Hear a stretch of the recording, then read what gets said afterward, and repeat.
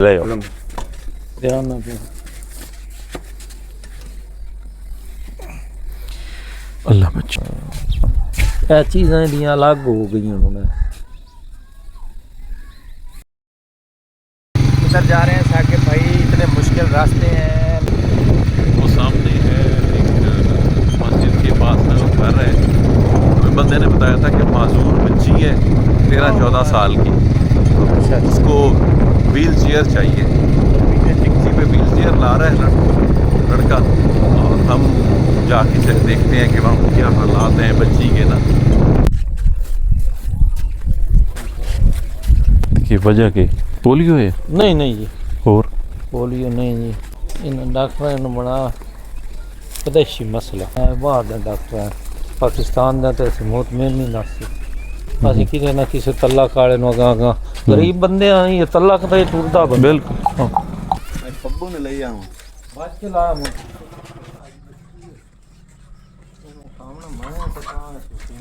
अच्छा ना तंग करो दीदी आन नो। ए मेरा पुत्र ये तो बावणी असां तो बहाना तो सब बहाओ हुण बहाओ ना, ऊंजे नहीं। मैं क्या साढ़े घर नहीं, आप ऊंज बच्ची ने उठा के बहाओ। बाजे थोड़ी पीछे नु कर। ठहर इधर आ गया, पहले कर लो ना, ले आओ। ध्यान ना दे। पैर उत्तर का चाचा रखाओ ना पैर। ए गुड़िया तू ना व्हील जेड़े नहीं है मेरा पुत्र, ए वेख मेरी गल सुन, ए ब्रेक ही नहीं,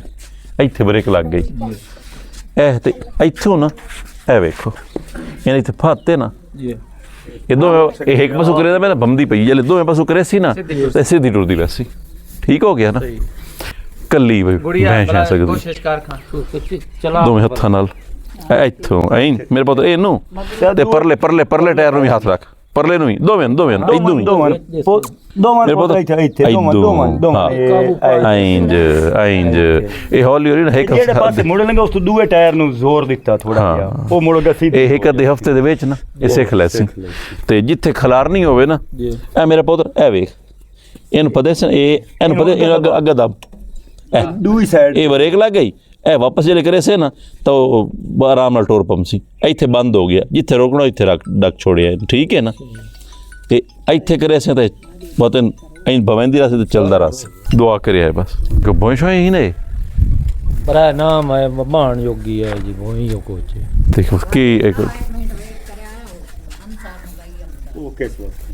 ਉਹ ਨਹੀਂ ਯਾਰ ਰੋਲਾ ਨਾ ओ को टोर नहीं लेंदा ਉਹ ਟੋਰ ਤਾਂ ਲੈਂਦਾ ਤੇ ਚਲਦੇ ਵੱਡਾ ਹੈ ਪੰਦਾ ਦਾ ਮੂੰਹ ਕਿਤਨੇ ਇੱਕ ਟੋਰ ਉਹ ਲੈਣਾ ਜਾਂ ਇਸ ਛੋਟਾ ਹੈ ਜੀ। ਅੱਛਾ ਤੇ ਉਹਨੂੰ ਇੰਜ ਮਸਲਾ बच्चा तो आंदा है ਉਹ ਜੀ ਹਾਂ ਕਿਦੇ ਗਿਆ ਉਹ ਲੈਣ ਗਿਆ ਛੋੜ मदरसे अच्छा मदरसे पढ़दा मदरसे ਇਹ ਪੜਨ ਜਾਂਦਾ अच्छा ऊंज मदरसे पढ़दा छड़दा है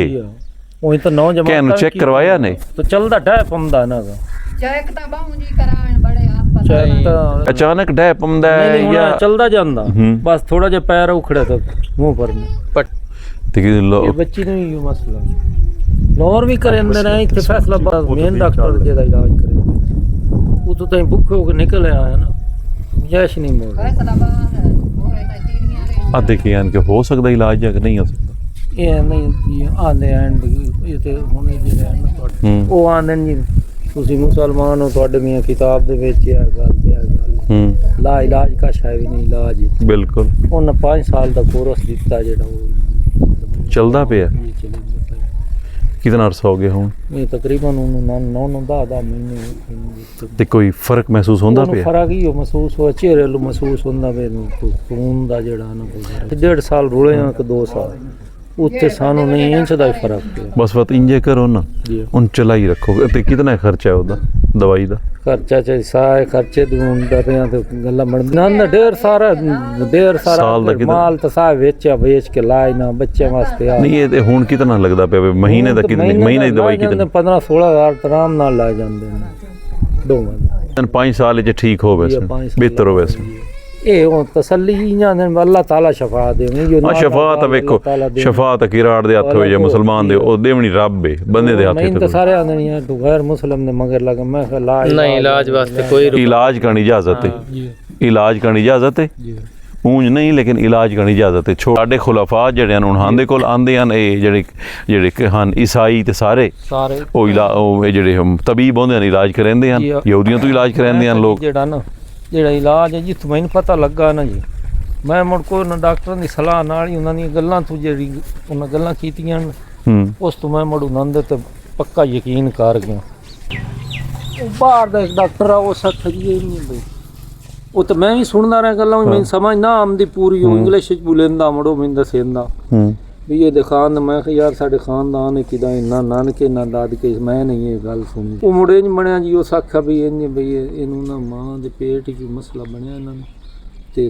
6 ਸਾਲਾਂ ਬਾਅਦ ਇਹ ਤਕਲੀਫ ਸ਼ੁਰੂ ਹੋਈ ਮੈਂ ਮੰਨ ਗਿਆ ਵੀ ਇਹ 6 ਸਾਲ ਤੋਂ ਇਹਦੇ ਬੱਚੇ ਬਾਹਰ ਆ ਬਿਲਕੁਲ ਸੈਟ ਰਹੇ ਅੱਛਾ ਇਹ ਗੱਲ ਬਾਹਰੋਂ ਆਈ ਹੈ ਇਹ ਗੱਲ ਬਾਹਰੋਂ ਆਈ क्या ठीक हो खैरियत है अच्छा पंजे उतना चवी गया ठीक ठीक ठीक ਬਿਲਕੁਲ ਪਤਰੀਆਂ ਹੱਡੀਆਂ ਲੱਗਦੀਆਂ ਇਹ ਹੁਣ ਇਹਨਾਂ 2-3 ਸਾਲਾਂ ਦੇ ਵਿੱਚ ਤਾਂ ਚਾਹੀਦਾ अच्छा जुत्ती चेंज करन दा कोई नहीं उन्ना आख्या बई जुत्ती दे विच तलवा हुन ਆਪਣੇ ਹਿਸਾਬ ਨਾਲ ਜੀ ਲੈਣੇ ਉਹਨਾਂ ਕੋਈ ਨਹੀਂ ਇਹ ਗੱਲ ਕੀਤੀ कदी नहीं उन्हें गल कीती भी तलवा कोई ऐसा होवे कि जना ਉਹਨੇ ਆਖਿਆ ਜੀ ਇਹ ਬਿਲਕੁਲ ਜੇ ਉਸ ਇਤਨੀਆਂ ਪਿਛਲੀ ਵਾਰੀ ਮੈਂ ਗਿਆ ਨਾ ਉਸੇ ਗੱਲ ਕੀ पूरा आवे इधर ਬਹੁਤ ਇਹਦਾ ਜੇ ਨਾ ਮਰ ਡੱਕਣ ਦੇ ਚੱਕਰ ਹੈ ਚਾਂ ਬਈ ਇਹਨੂੰ हाँ रोक वंजे दा बैठो ਉਹਦੇ जरा ਦਾ ਇਲਾਜ आ जाओ इधर बैठो बैठो जरा ए तुसी हिफज कीता होया या ਨਹੀਂ ਫਤਵਾ ਦਾਰਸ ਐਗਜ਼ਾਮ ਕਰਦੇ कितवा साल है ਪਹਿਲਾ ਸਰ